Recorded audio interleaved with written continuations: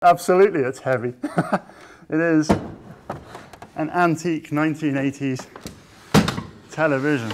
This is back from when television was furniture. I love it. Well, this is my first computer. This is a computer that my parents had the foresight to buy me when I was 11 years old. It gave me a curiosity about mathematics and physics, which has never really gone away. Today, I'm going to talk about the number 15.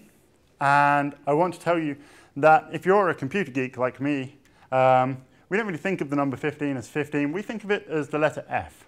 I'm going to tell you why. Right, oh, you've got to get this sound. This just makes such a fantastic switch-on sound. Isn't that satisfying?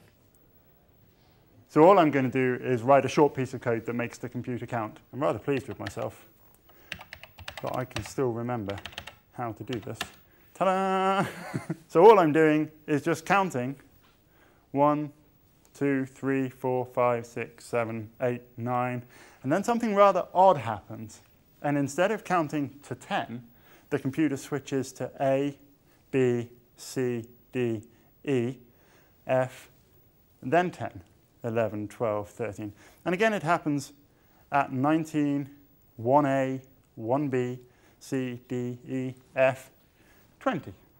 How bizarre. I was baffled. I was 11 years old, and we used to have to wait for games to load from cassettes. And when they loaded, they would count. And that would take maybe 10 minutes.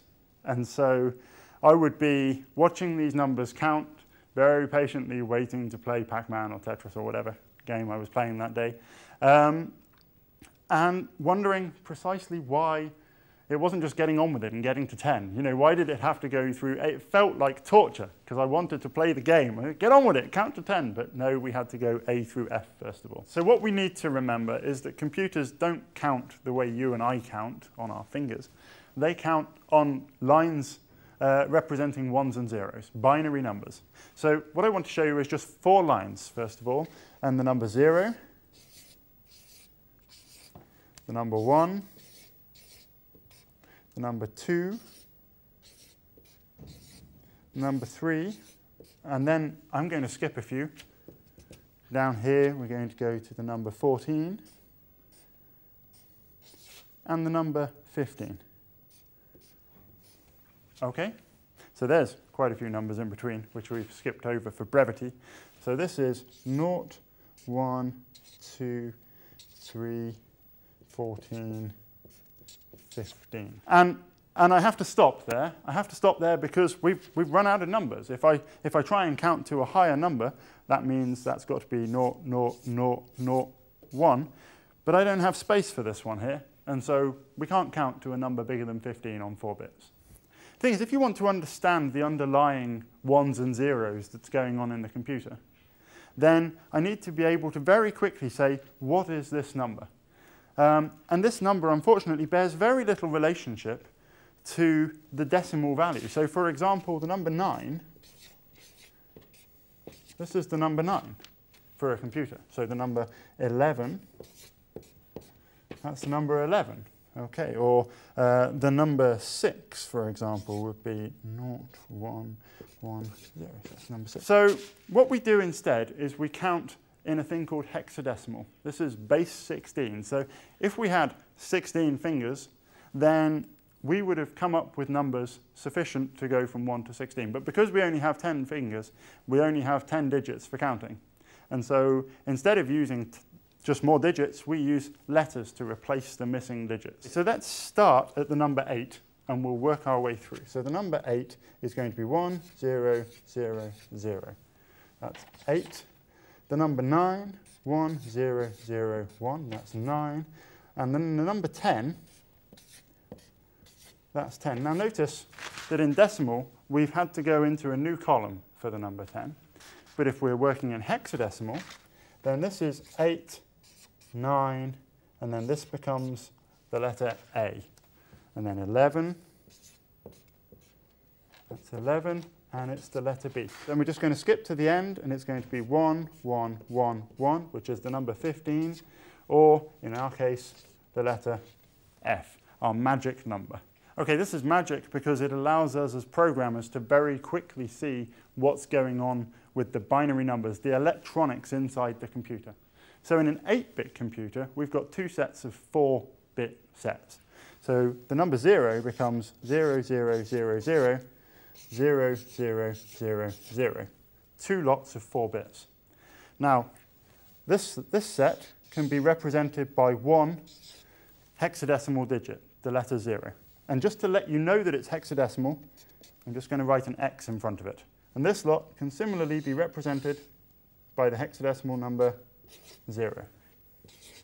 So this is 10, and this is 10. But in hexadecimal, we can still represent this by a single character. This becomes A, and this becomes A. In hexadecimal, our number is A, with a little x in front of it just to tell you that it's a hexadecimal number.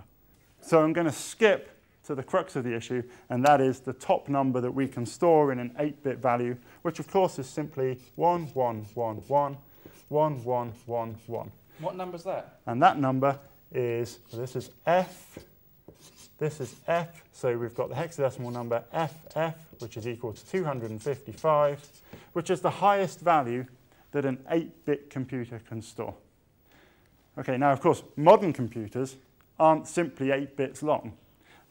Recently 32 bits, or you can go out and you can buy a top-end 64-bit computer. So I want to show you the highest number in very shorthand notation that a 32-bit computer can store. Here we go. FF, FF, FF, FF. So 8 bits, 16 bits, 24 bits, 32 bits. Now I'll write that in binary. Oh, I hate you. 1, 1, 1, 1, 1, 1, 1, 1, 1, 1, 1, 1, 1, 1. I'm going to have to put a few on the front. And that is the binary number 1, 1, 1, 1, 1, 1, 1, 1, 1, 1, 1, 1, 1, 1, 1, 1. You get the idea. It's a big number. And that's why we don't use binary, we use hexadecimal values. Obviously, if I wanted to write a really big number down, it's just too much pen and ink. So we don't use the binary. We don't use decimal because, well, this number, it's not 65,000, it's approximately 4 billion. This has no relationship to 4 billion. There's no obvious way to tie the two things together.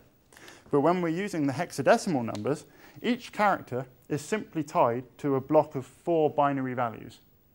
So this character represents the first 4, this character the next 4, and so it's very easy to just walk along understanding the number in human readable chunks.